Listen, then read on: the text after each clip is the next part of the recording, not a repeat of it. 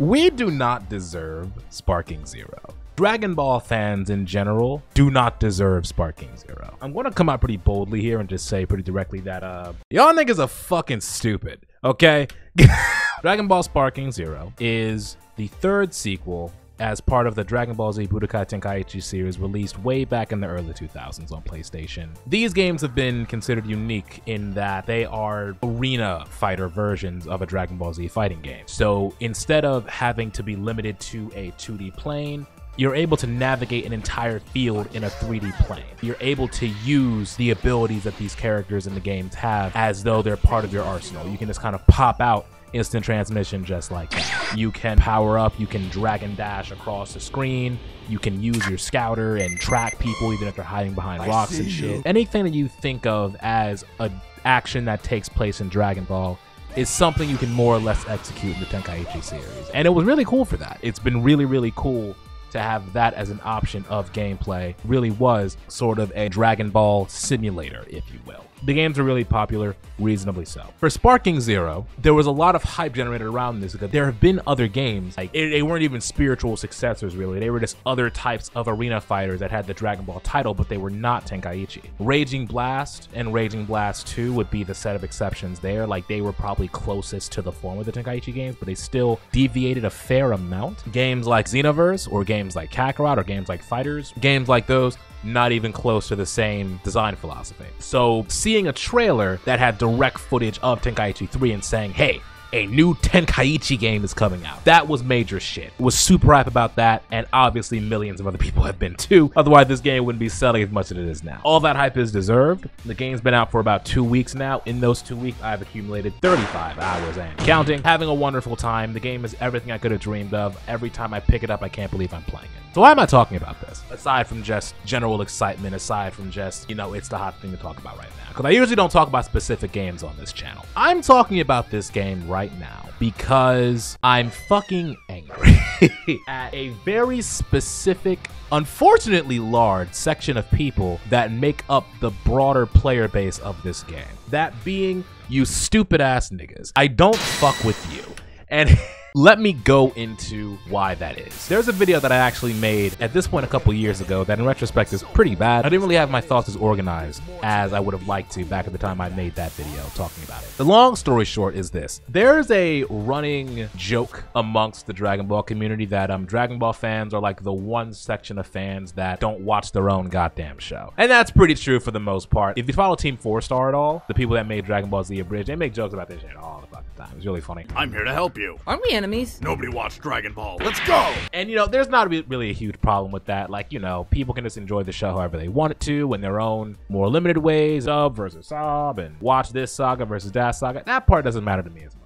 What bothers me is when the value of the entire fandom, or really almost the entire fandom's perspective, is boiled down to what is presented by the group of people that is representing us, which is a majority dumbass niggas, right? And when I keep saying dumbass niggas here, I have to make this clear. There's so much joy that comes from Dragon Ball for me and for so many people, and I feel like there's this very heavily simplified, masculinized perspective taken on the series that really doesn't pay a lot of respect to a lot of the character development and the general layered contents you do see in the show from these characters and from their stories. I'm not trying to do a whole Dragon Ball retrospective. If you want to see more about that, again, Team 4 Star I feel like does really strong analysis of the show. You don't see a lot of that in the Dragon Ball community. You see a lot of people being like, hey yo, Vegeta goes hard as shit, man. Yo, Broly, oh that's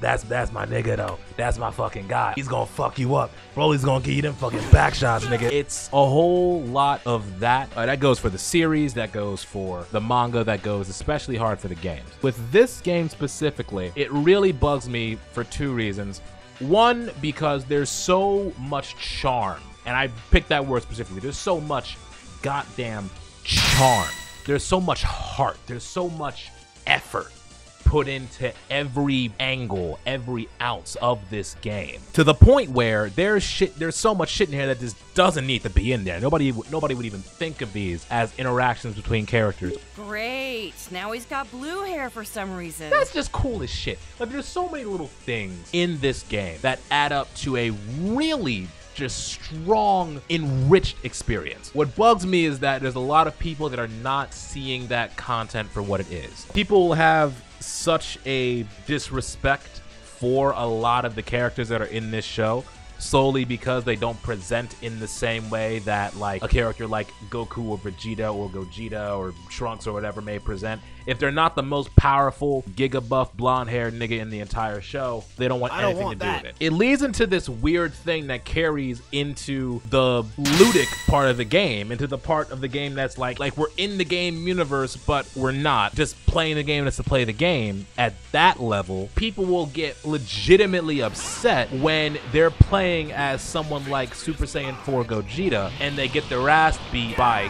Krillin or by Chaozu. Like they'll legitimately rage quit on the game, or they'll like bitch and piss and shit and moan and pee and poop and fart about losing to one of these bitch ass characters. And it's like, why are you getting so upset at that? For one, obviously it's only a game. Why you have to be mad? But it speaks to a weird thing there, because it's like, would you do that in any other game environment? Like legitimate question, like somebody here that's gonna be like, oh, this nigga's overthinking, I don't give a fuck. Like legit, like, do you see that in other fighting games? Do you see that in Dragon Ball FighterZ? Do you see that in Street Fighter super often? What other games do you see it such that if there's a character that the community deems as weak or a bitch ass nigga, that if you get beat by them in the game, people get legitimately upset? How frequently does that happen? I've only ever seen it happen with Dragon Ball. I'd love to hear other examples, but to stay on that point for a second, it goes into this feedback loop. It builds up this culture within the community where there's a sort of lack of respect when people play the characters they like. For example, I really like Krillin. I really like Chaozu. I really like Android 19. You play one of those, people will be like, yo, who plays this clown ass nigga? Why?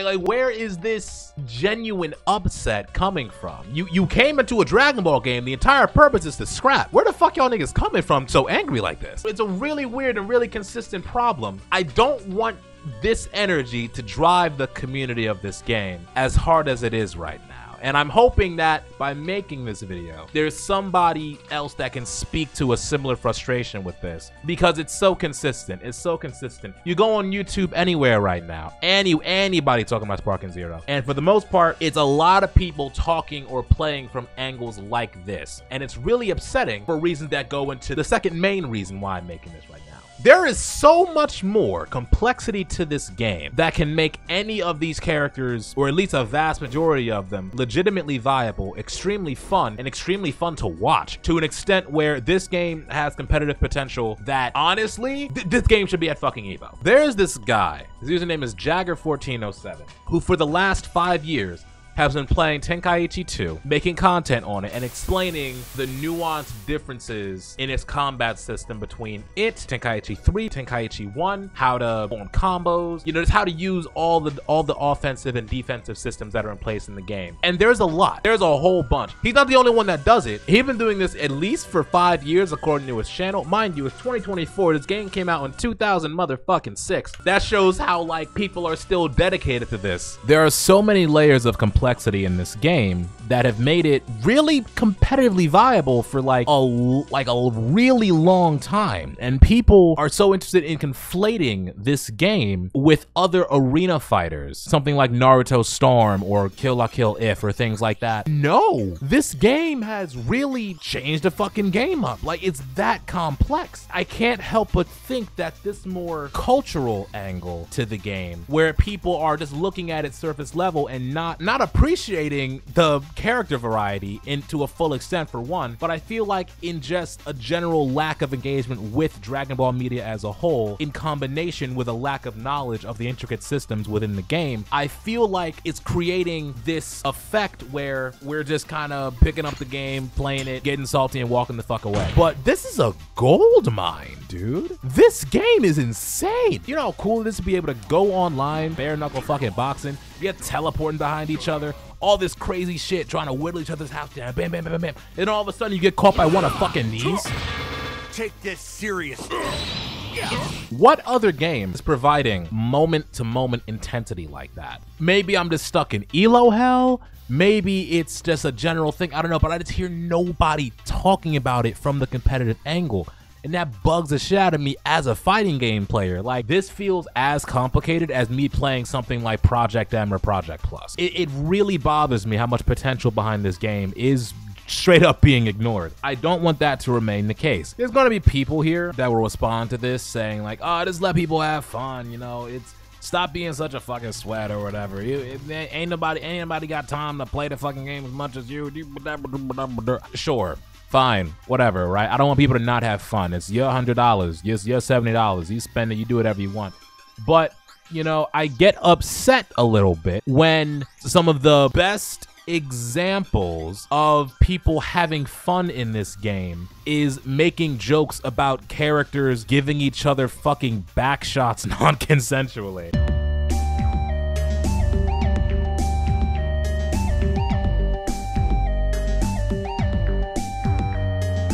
If those are the videos that are blowing up and going viral and dominating the discourse surrounding this game, this series, and this community, I feel like I'd like to throw my hat in the ring and challenge people to at least engage with this shit a little bit harder, a little bit better. I'm sorry if that's a problem for you, but there's just a lot of shit here that I don't think y'all are really seeing. Case in fucking point. And this is a point I meant to make a while ago. I think I have a short on this, maybe somewhere. I don't know. I haven't worked on it because I keep playing this fucking game, right? Case in point.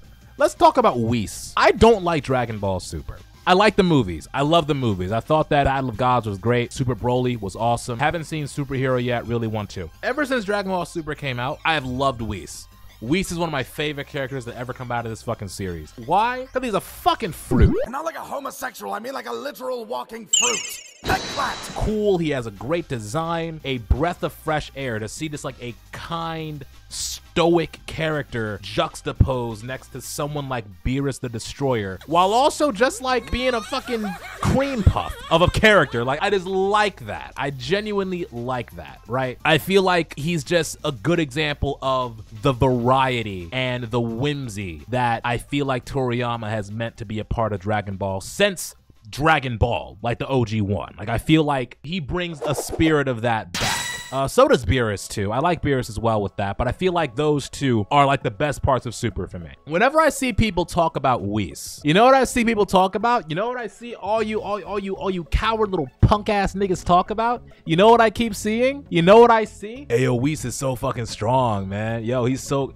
Yo, Whis would knock all these niggas out. Yo, Whis is stronger than Beerus? That's crazy. Why is the only thing y'all niggas can talk about is Whis' strength? Whis is one of the most heartfelt, consistent, just character-filled characters in the entire series with the limited appearances that he has. He's so cool. The thing that gets me, the thing that really gets me, and this is where I want to call y'all niggas out, is that a lot of y'all making those comments, you like the same things I do. You're not slick. You are hiding behind this veil of feeling that it's like sort of safer to address the strength component, the power scaling component of Whis or of any character that you feel like you can't engage with to a full extent because I don't want to like Videl too much. I don't know. That's a girl. I don't fucking know. Like, why? Why? There's so much to appreciate about this world. There's so much to appreciate about these characters and this series and these movies and these games. Being able to see these characters present themselves, being able to have control